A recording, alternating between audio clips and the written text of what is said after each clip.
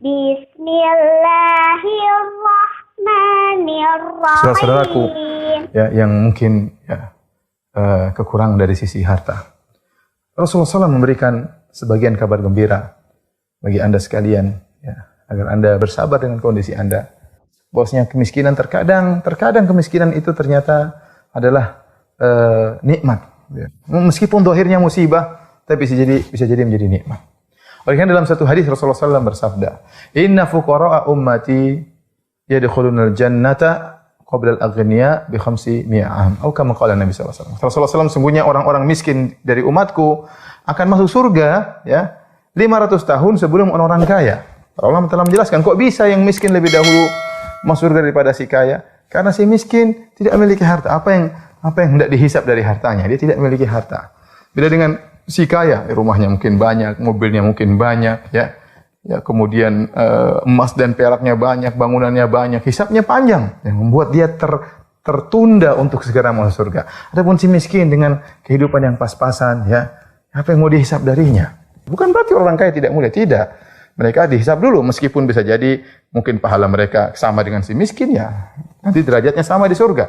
Atau si kaya ternyata pahalanya lebih banyak karena sering bersedekah dan selanjutnya membantu yang orang miskin dan yang lainnya mungkin derajatnya lebih tinggi. Tetapi dari sisi mana yang lebih dahulu mau surga, maka si miskin lebih dahulu. Dan inilah rahmat Allah, kata Syekhul Islam Ibnu Taimiyah dalam Majmu' Fatawa. Kenapa? Karena si miskin ini lebih dahulu untuk segera merasakan kenikmatan. Si kaya dia sudah merasakan kenikmatan di dunia. Lama dia nikmat. Puluhan tahun dalam kenikmatan. Si miskin hidup susah. Maka orang ini dengan rahmat Allah lebih utama untuk dahulu merasakan kenikmatan di surga. Demikian juga dalam hadis yang lain. Rasulullah SAW bersabda. Ya, awwalun nasi wurudan alaihi fuqara'ul muhajirin. Kata Nabi SAW, orang yang pertama kali akan mendatangi telagaku. Telaga Nabi SAW nanti di hari kiamat di padang mahsyar tatkala matahari jaraknya 1 mil, orang-orang dalam kepanasan, dalam kehausan, di situ ada telaga Nabi SAW. Ya, di mana para umatnya bisa mendatangi telaga tersebut. Dan yang pertama kali datang kata Nabi SAW adalah fuqara'ul muhajirin, orang-orang fuqara dari kaum muhajirin. Yang kata Nabi SAW, asy'atsu ru'usan, ad-dunusu thiyaban, la yankihuna al-mutanaimat, wa la yuftahu lahum as-sudat. Ya.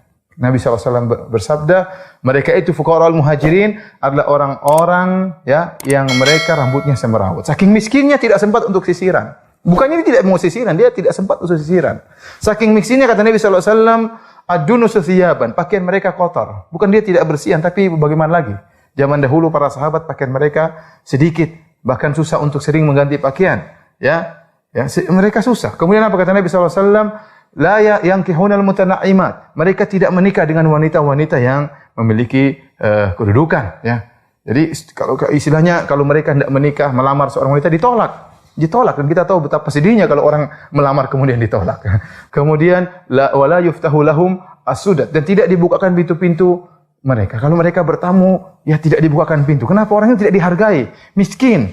Ya, kalaupun dibukakan pintu, sebagaimana penjelasan sebagian ulama, kemudian masuk sebagai tamu, tidak diperhatikan. Tidak diperhatikan. Ya.